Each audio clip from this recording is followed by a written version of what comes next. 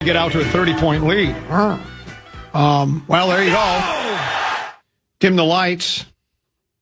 Draw the curtain. Fade to black. Another season in the books. And this one we didn't get quite as far as 2 years ago we got to the door. Last year we knocked on it. This year we were going to kick it in, and we got it. We got the you-know-what kicked out of us. That was an ugly. We broke our foot trying to kick in the door. Yeah, we an ugly loss. That's not. It looked like to me they treated it like a regular season game, and we know how they treat regular season games over at the Bullseye. They say we don't want to play these games. We just act like we don't want to play them, and that sure looked like the case against San Antonio on Friday night. The good news was I had a 5:45 tee time, and that game didn't start till 8:30. So Deuce walked me through it on the phone how to because we've got, what was it on again? Amazon Prime. But because I have an account to Amazon Prime, I was able to put it on my phone. It was kind of cool. I've never watched a sporting event on my phone before. And well, if you call that a sporting event, it was more like a beatdown. But I only had to watch it till like 2 or 3 minutes into the third quarter, and I said, okay. It allowed me to get my beauty sleep and get out and hit knockdown, punch, cut, fade draws, which I did, a smooth little 79. There's plenty to get to today. The demise of the Wolves, the demise of the Wild. We have a presser today. We're going to carry live Billy Guerin, general manager of the soon-to-be Stanley Cup champion Minnesota Wild, along with head coach John Hines. They will address the assembled media 1 o'clock straight up from. I'm assuming it's from the slot machine down in downtown St. Paul. Tomorrow, I think it's Tim Connolly at.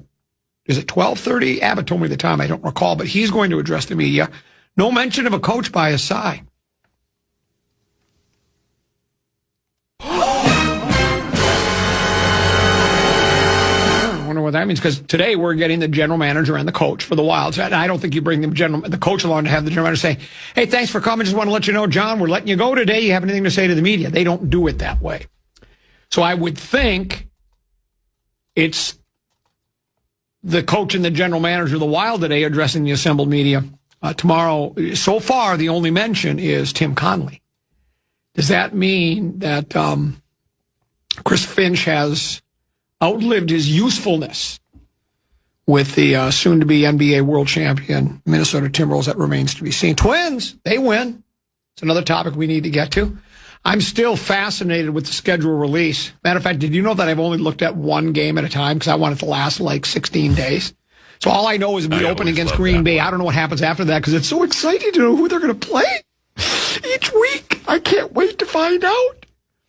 We have the regular show reboot that Deuce, Baby Brother Peter, and Common watch. We have that to get to. 2 gloves. My Twitter doesn't work, Tenneby. I tried to send a tweet out today with me wearing 2 gloves. I now wear 2 gloves when I play golf. Works for Aaron Rye. How many people do you think will be on a golf course today wearing 2 gloves thinking that's the ticket? That's the trick. So I had one of the guys in the shop, Mac, over at Loggers, take a picture of me. I tried to tweet it out. It would not. Wanted some kind of an authentication code. So I brought it to the only person I knew who knows technology, and that will be Zacco, High Energy Helvey. He was befuddled by it as well. He goes, I've never seen anything like this. He says, the only thing I can tell you is to let it go a couple days. They think I'm a bot right now. They think I'm a bot. Hold on. Quack, quack. They think I'm a robot. You know, it really wasn't the Timberwolves' fault. If they would have had DiVincenzo and if they would have had a healthy Ant, we would be really, really good. We would have won the semifinals against the Spurs, and we would have vanquished the Oklahoma City Thunder and went on to beat the winner of Indiana versus New York. It was all because of injuries. Same with the Wild. It's all bad luck for us. So they think I'm a bot. He says, just lay off for a couple of days and then try it again. So I guess they think I'm a bot because I tried to send that tweet. Or he said nobody's ever seen anything like it. So because I know with me in technology, guys like you tend to be, you roll your eyes, shrug your shoulders, and chuckle at Common. Oh, it's Common again. The old boomer who can't figure out technology. But even Zach couldn't figure it out. Zacco. And I think is he a tenillennial, a millennial, a Gen Z, or a Gen Xer? I don't know what he is. I know he's a human being, first of all. I know he's a man. And I know he's a fighter. No, that was Joe Frazier talking about Joe Bugner. Still my favorite sports quote of all time. What can you tell us about Bugner? Well, first of all, I know he's a man. He's a human being. He's a boxer. Just so good. So anyways, I really don't know where to start, so why don't we go ahead and spin the wheel of topic one.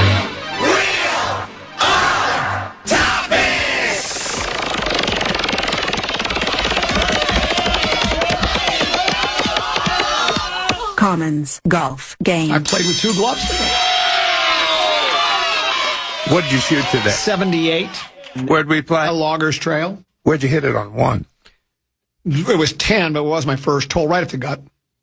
Second shot? Terrible second shot.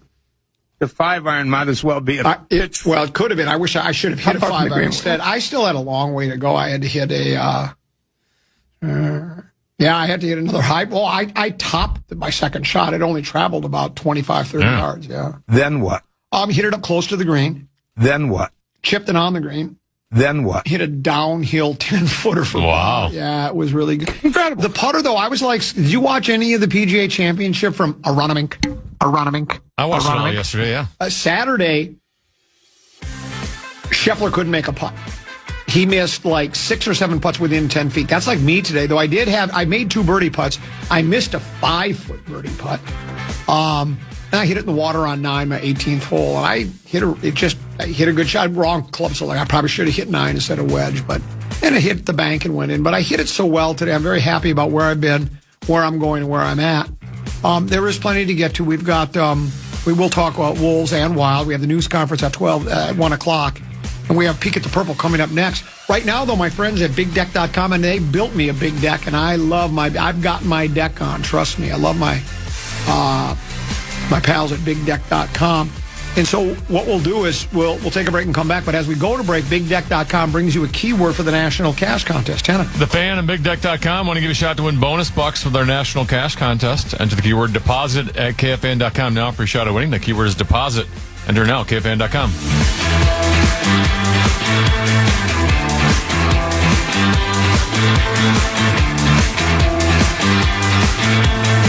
The Common Man. Got to look for some kind of positives here. Can't be negative and screaming every night. Can't do it. You'll chew yourself up. Weekdays at noon. Make your voice heard on the Bradshaw and Bryan text line. Let us know what you have to say by texting your message 64686. That's 64686. Standard message and data rates apply. Couple 13-14 past, Common here. Tennessee as well. Rosen tomorrow at 2. Rock Talk and Rock Rank. Aronimink. On Wednesday with Brian Oak. I'm out, per usual. My customary Friday off, though. I guess Abbott told me that I didn't request it, but I just thought it's customary. He should know that. Doesn't he know the schedule of all of his employees? And I always take the Friday Memorial Day weekend off. I've been doing it for 25 years. Are you in then for me on Friday, Tennessee? I guess, yeah. Sorry about that. As of today, I am. Sorry about that. That's 4 days' notice. Better than wait until on Wednesday if I said Thursday to go, hey, I'm out tomorrow. Yeah, that's better than most around here. Yeah, I figured as much. We should also add that if we're promoting things, Program Password Invitational continues tomorrow, 1:15 start. That would be the number 3 seed, Justin Gard and Nordo, versus the number 6 seed, Zach Halverson and Kevin Falmus. So 1:15 tomorrow. Now, let me ask you a question. And the final quarterfinal will be May 28th, a week from Thursday. The 2 seed, which I am part of. Yeah. That was nice of you to throw me a bone like that, make me feel better about myself, because I'm certainly not 2 seedable. But I'm with the maestro of the mornings, Corey Cove. He's 1 seedable. He is. He's one of the best ever. Boy, we were almost on the wrong end of an upset. I'll say that for sure. I think tomorrow has a chance. I mean, I think JG and Nordo, they know each other very well. They travel together. I'd like to go to Army Navy on the company dime. How about you? We never get to go to Army Navy games. We never get to go anywhere. No. Though we will be on June 8th getting the day off. We'll be playing Hazeltine National Golf Course for the KPMG Media Day. looking forward to it. They're going to redo Hazeltine completely after the Ryder Cup. And Ryder Cup is 2029 or 2028? I forget now. But after the Ryder Cup, they're going to redo the entire golf course. Really? Davis Love III will be doing the renovation. Yeah, every course needs... We'll have to go back out there then. If we're going to be able to talk about the course on the air, we should hopefully get the invite back out. You and I were thinking the exact same thing. Yeah, we're going to have to go out there. As a matter of fact, we should probably go out there just before they start the renovation and then right after the renovation. And then we should probably play it a few times. I need to play it a few times. Yeah. I need to see every single inch of the golf course. Yeah, well, you'll see a lot of it, I'm sure, going left and right. But yeah. I've only played, I think it was 10 holes once at Hazeltine. You and I were doing our show out there. Yeah. So we were golfing in the morning and it was taking too long. Do you remember? I'm bad at golf now. That's when I was really bad. Do you remember? Of course you do. I don't like to talk about myself or use myself as an example, but I'm going to make an exception here. Do you remember what they talk about Babe Ruth and his called shot where he pointed out into the stands and then he hit a home run against the Chicago Cubs in the 1934 World Series? Yeah. Remember when we were playing Spring Hill? You got us on the Spring Hill. It was a buddy of yours. Had to walk, starting at 8 o'clock.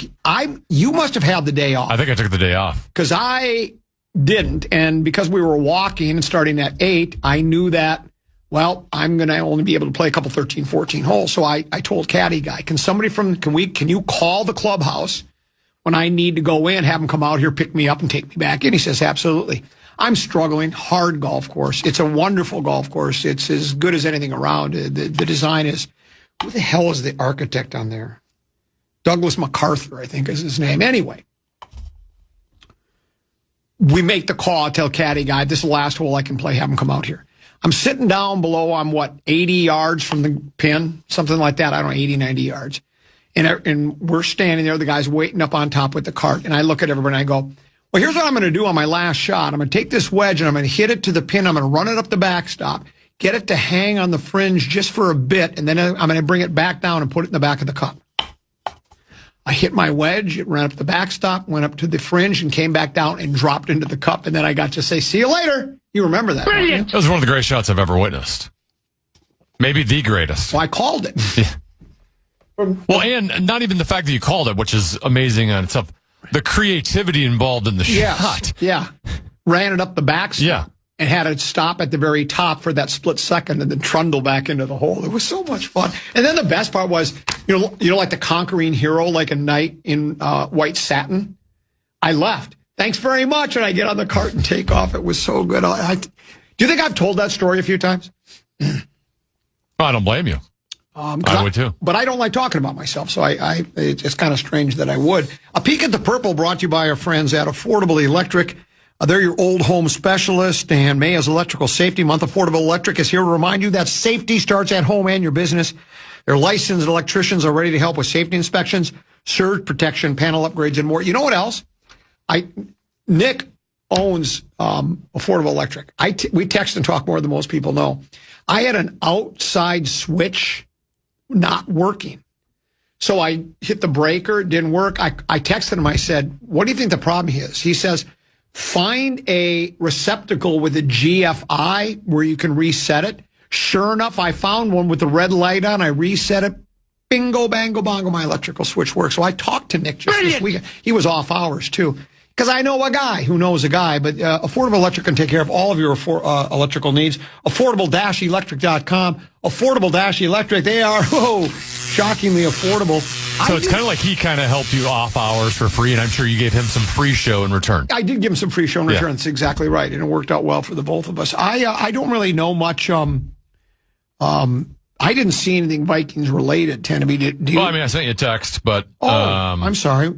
And it's not really, I guess it's not really breaking news, but it kind of is because we kind of already suspected it. But I guess it's technically not official, but Albert Breer reporting that Minneapolis will be named the host city of the 2028 NFL draft, but they have to decide it at the NFL spring meeting. So it's not official, but. I see that here. You sent this to me. Sleeper Vikings, Minneapolis will be named the host city of the 2028 NFL draft at the NFL's spring meetings. And when is the spring meeting taking place? Do we know? I'm assuming this week at some point, yeah. And I wonder where it is. Do we have any idea where it is?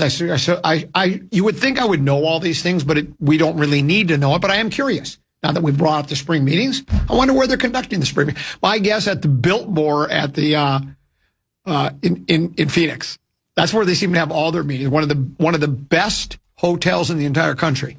They always seem to go there. They don't go to Super 8 or Motel 6 where they keep the light on for you. I guarantee it's at the Biltmore in Phoenix. Tenneby's looking, searching. Orlando. Oh, they're in Orlando. Very good. Last year they were here. They were here? Yeah. Well, I thought they did all their business at the Biltmore. So when I first Googled it, the AI overview told me it was Minneapolis, Minnesota. I'm like, I wonder what we'll do for, because it's here, I suppose we'll be broadcasting live from there. I wonder if we will as well, even though it's, obviously the draft is in the evening, but maybe we'll be there to do our show. That might be kind of fun, but yeah, so the 2028 NFL draft, it looks like we'll be live from the Twin Cities of Minneapolis and St. Paul. The only other thing that I saw, and it's really not Vikings related, other than we have a tie to a May Day in Green Bay, and that is Aaron Rodgers did agree to a one-year contract with the Pittsburgh Steelers. I don't know if he did that Friday after we got off the air, if it was over the weekend, but he was on the field today. He had was. Videos of him throwing passes. And it's not surprising because you knew. I just didn't see him all of a sudden announcing after some what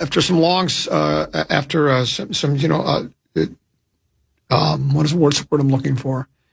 After looking deep inside myself, wondering, thinking about where I've been, where I'm going, where I'm at. After all this introspection, is that the word?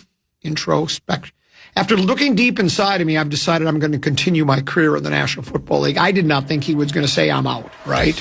And it doesn't surprise me that it's Pittsburgh because we talked about this, Timmy. I don't think there's another team in the league that would really want his services. I mean, he's a first ballot, right? Surefire first ballot Hall of Famer. No question. But he doesn't have a lot left. And I think most teams to go through the circus of Aaron Rodgers, and it's just not worth it. He's not going to help our team enough. But Pittsburgh's in a good spot for that because he's already there, and he's paired with McCarthy. They got the old band back together from the 2010 Big Game World Championship. So, Peek at the Purple brought to you by Affordable Dash Electric for all of your electrical needs. We'll do a little bit of a post-mortem here on the Timberwolves. We'll do that next here on the Common Man Problem on the Fan.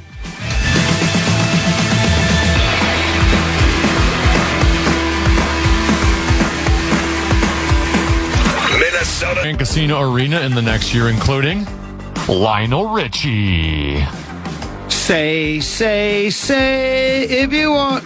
Terrible song, sorry. I don't even know what that song is. It was Paul McCartney and Michael Jackson did a song called Say. With Earth, Wind, and Fire. Come Monday, it'll be all right.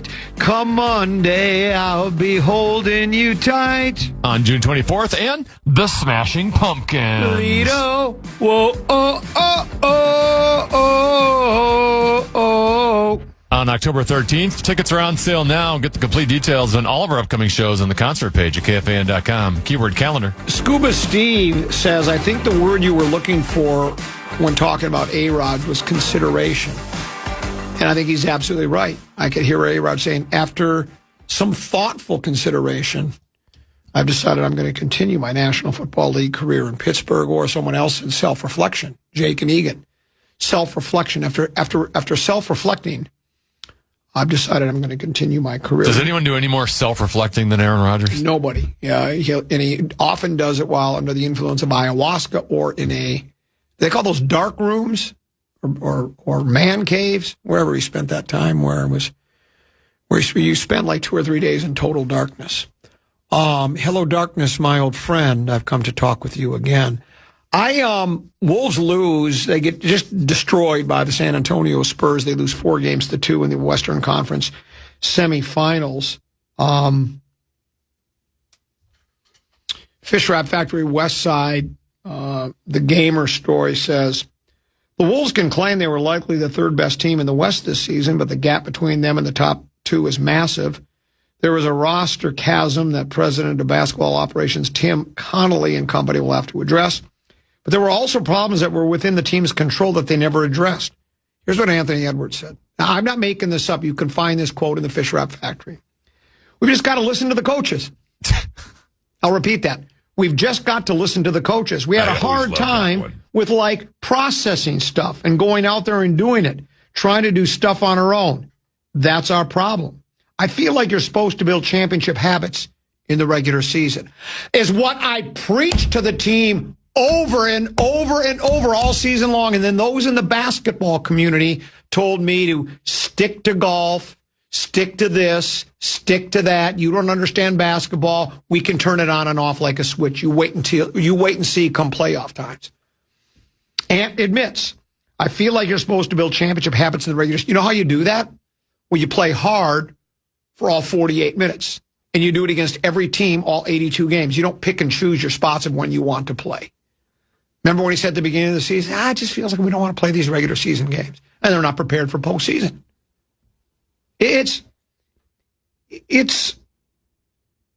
I'll give you another quote. This is, to me, and this is why I don't understand why people have such love for this organization, for this team. When you see these quotes, it's astonishing. Above all, the lack of a true point guard whose responsibilities include making sure everybody feels included in the offense contributed to the overall moodiness of the team. Remember where they were a moody team. Multiple players at exit interviews said it was hard to overcome at times during the season, that if players weren't getting their complement of touches or shots, it could have a detrimental impact overall, even if the team was playing well. So even if they're playing well, if I'm not getting my touches, if I'm not getting to shoot, I'm moody, I'm bitter. How sad is that? Really? I thought this was a team game, and you're supposed to be all for one and one for all. Sometimes it's going to be your game, sometimes it's not, right? Depending on the matchups. Depending, how you're performing. Right. Sometimes you go through shooting slumps. Here's what Jaden McDaniel said. I know we're all cool, we're all friends and stuff like that, so it shouldn't matter as having a good game, but I for sure think if we can get rid of that a little bit, we'll be way, I don't know what he said after that.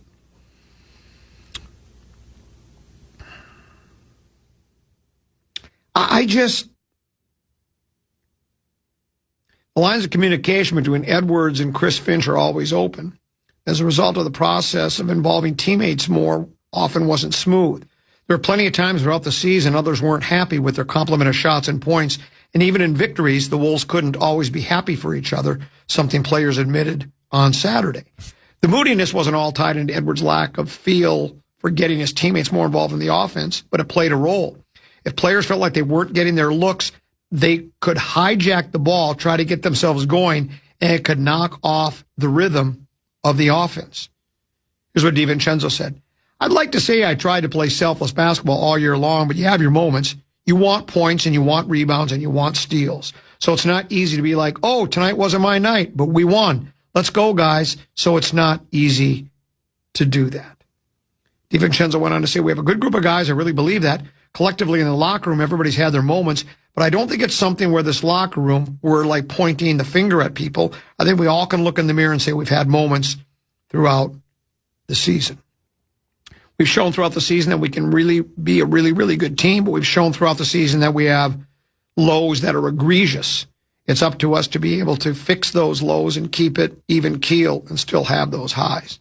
I don't believe it. I don't believe that they will ever do that. They've said that forever. They've been saying that forever out of the bullseye, out of 600 First Avenue. They talk a good game, but they don't play a good game. You've heard me talk about this before when I used to go to the locker room back back when I first started working here in the mid to late 90s. You'd go to the locker room and you'd be listening to a player, be a scrum, right? There'd be 3 or 4 media guys, and one of the Wolves players would be going loser, loser, loser, winner. And as soon as stat guy came by, somebody that works for the Wolves, I don't know who it is, he would hand a stat sheet out to each player. They would stop talking and listening to the interview and start, how did I do tonight? How many rebounds did I have? How many assists? How many points? I mean, how is that supposed to lead? And they admit it. They're saying, well, yeah, we're moody. We shouldn't be that way, but it is. Well, then stop being that way. But they're not going to stop being that way. And, they're going to let Finch go, right? He's not included in tomorrow's presser, at least what we've heard so far. Tim Connolly will address the media at, is it 12:30 tomorrow? Is that what it was? Did you see? I haven't heard that. Yeah, I'm only heard through you. Abbott told me. Which leads me to believe Chris Finch would be there. And Edwards said, we just don't listen to the coaches. We just try to play pickup basketball. That's what they play, pickup basketball. It's more fun. Oh, really? You mean like run plays? Like have an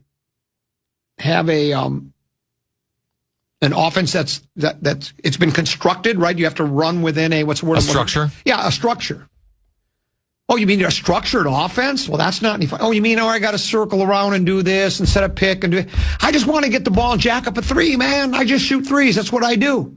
If I get hot, watch out. Of course, I only get hot once out of every 4 or 5 games, but when I get hot, you can't stop me. Your mama can't stop me. Your daddy can't stop me. The police can't stop me. Nobody can stop me. Well, Victor Wembanyama and the Spurs can stop you. Ice cold, dead in your tracks. Ooh. It's just and they say these things, and it's like, and even media members jot them down, and I guess the fans gobble it up and say, well, that's all right, wait till next year. Does anybody expect it to change next year? And it's not, here's what I'm hearing already. Now, here's the prevailing wisdom. Well, they need a new coach. The message isn't resonating. Mm-hmm. It's not the coach. The coach can only do so much. Do you think Finch just lets them do whatever they want, or do you think he's got a structured offense that he wants them to run? He does, but they don't want to do it.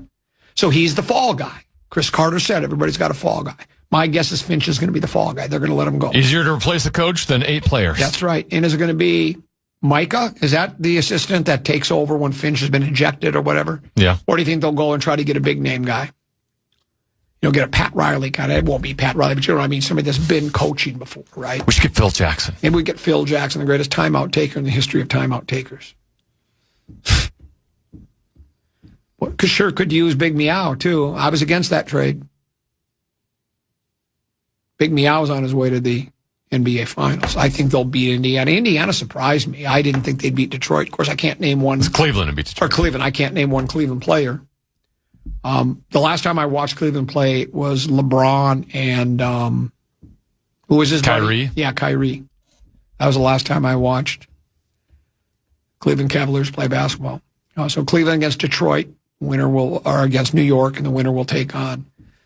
Okay, now I'm not even an NBA guy, but I am curious to see some Thunder versus the Spurs. The Spurs beat them 4-1 this year. They played 5 times. I didn't realize that. That's what it said in what I read.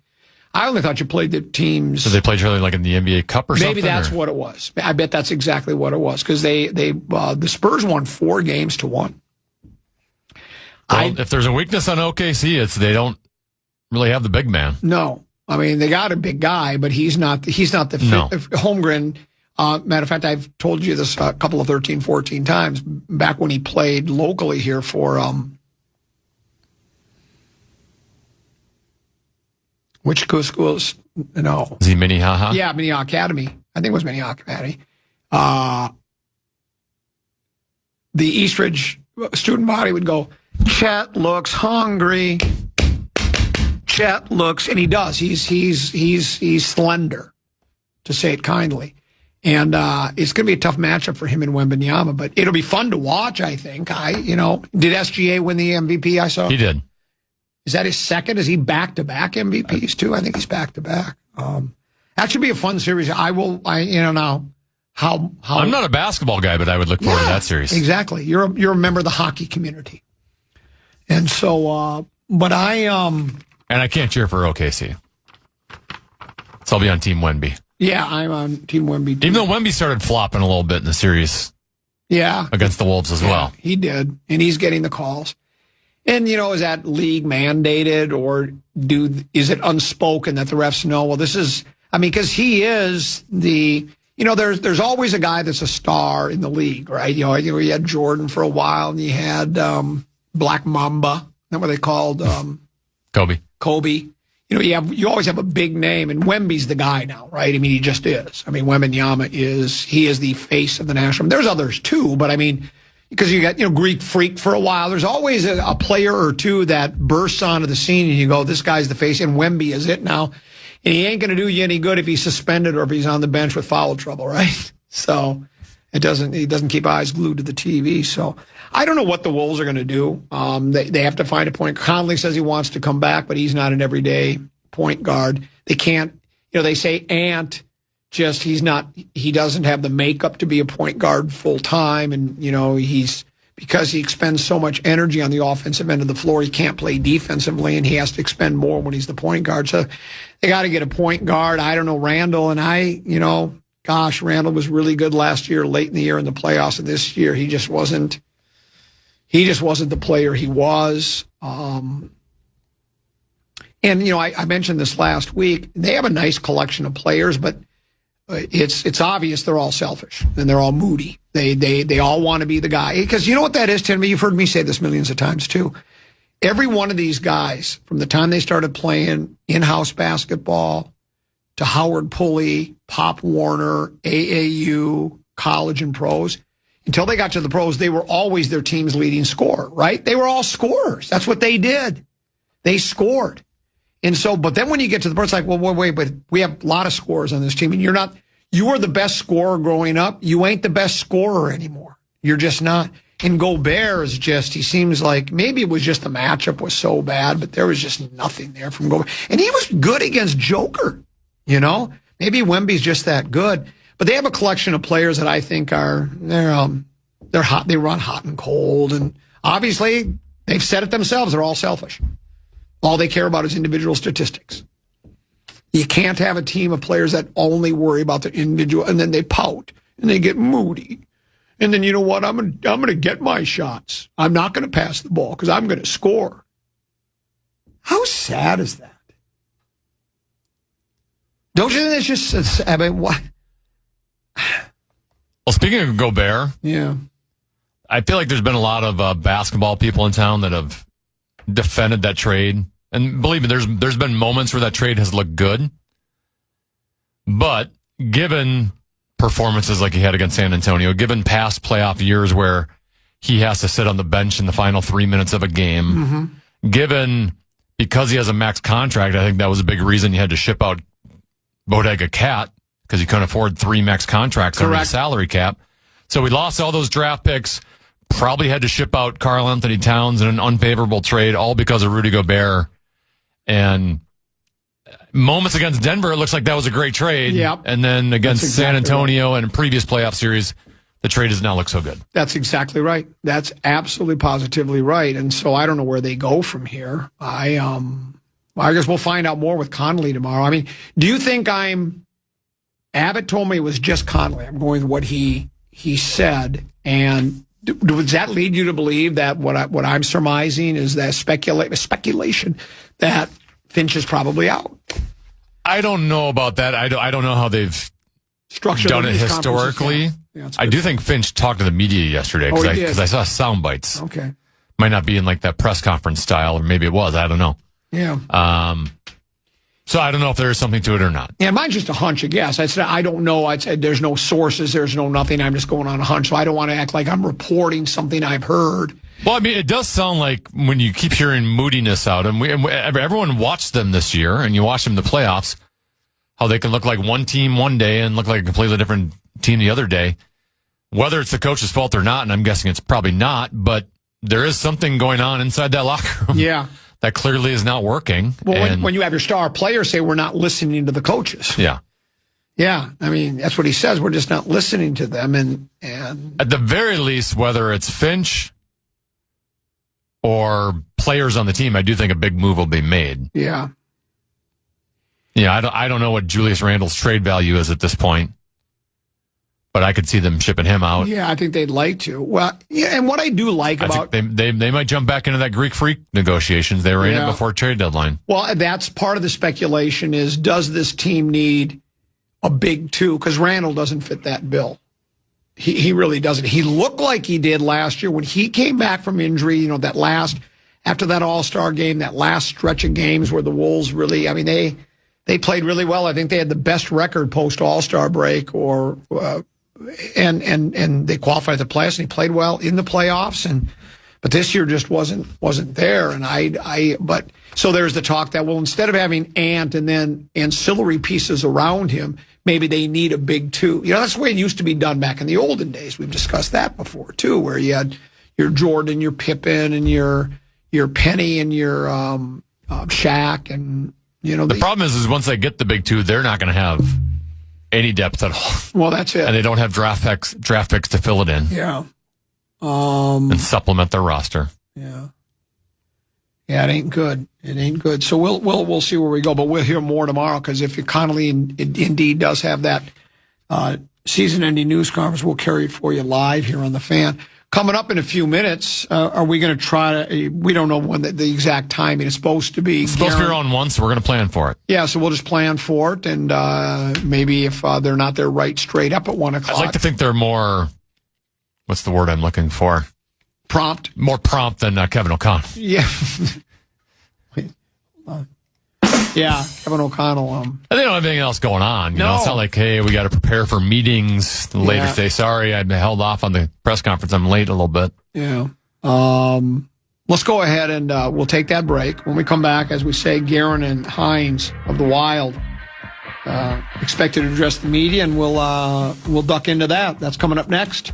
Here with Teneby and the Common Man on the Common Man Brother on the Fan.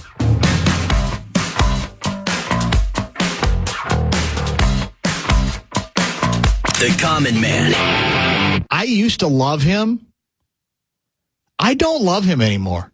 I don't. Weekdays at noon.